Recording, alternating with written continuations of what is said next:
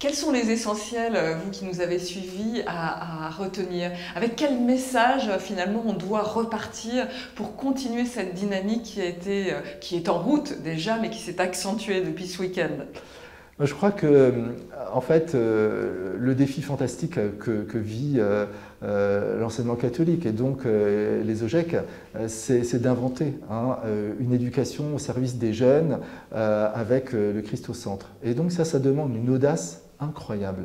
Et les présidents d'OGEC ont un rôle qui est incroyable pour réaliser ça. C'est à la fois de tenir la bourse, de bien gérer, et à la fois d'oser des prises de risques, d'oser cette créativité, pour imaginer parfois des classes, des modalités pédagogiques qui seront nouvelles, qui n'existent peut-être pas, mais qu'il va falloir inventer.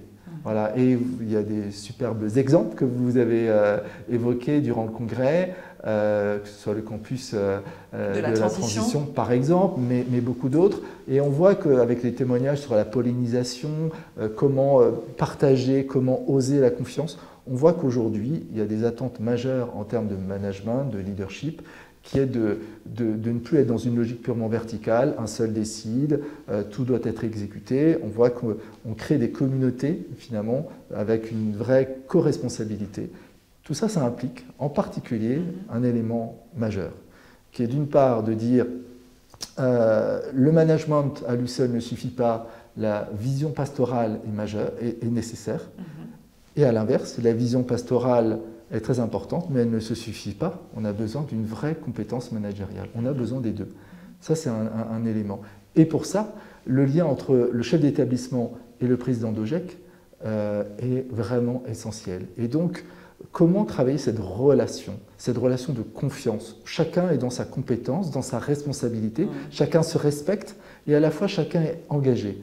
Et on voit bien que c'est jamais qu'une bonne intention, parce qu'en général, on a tous une bonne intention. Je connais personne qui dit « moi, non, j'ai pas envie ». Bien sûr, tout le monde a envie de créer une belle relation avec le chef d'établissement, avec le président d'OGEC, sauf que ce n'est pas évident, voilà, parce qu'on fonctionne différemment, on a des modes de pensée différents.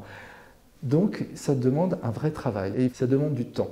Et souvent, ce qui se passe, c'est qu'on passe notre temps, parce qu'en général, le président d'OGEC, chef d'établissement, il se voit quand même assez régulièrement. Mais souvent, on parle de l'activité, des projets, de la gestion, on parle de tout ça. Mais est-ce qu'on parle de notre relation? Ton besoin à toi, c'est quoi? Ah, bah, c'est que tu m'écoutes, c'est que tu n'ailles pas trop vite. Mon besoin à moi, bah, c'est que tu comprennes aussi que j'ai des responsabilités, etc. Vous voyez, c'est ce qu'on appelle de la métacommunication. On parle sur notre relation. Ça, c'est la clé d'une bonne relation qu'on trouve chez des grands dirigeants, mais aussi dans un couple. C'est comment, finalement, on va faire en sorte que cette relation se construise, se nourrisse de confiance et de collaboration.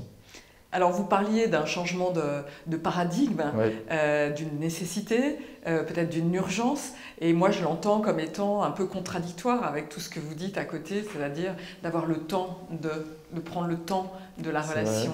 Comment faire? C'est justement quand les structures, les projets vont vite, il faut précisément prendre le temps de la relation, parce que quand on aura construit une relation, alors les projets vont aller vite et seront efficaces.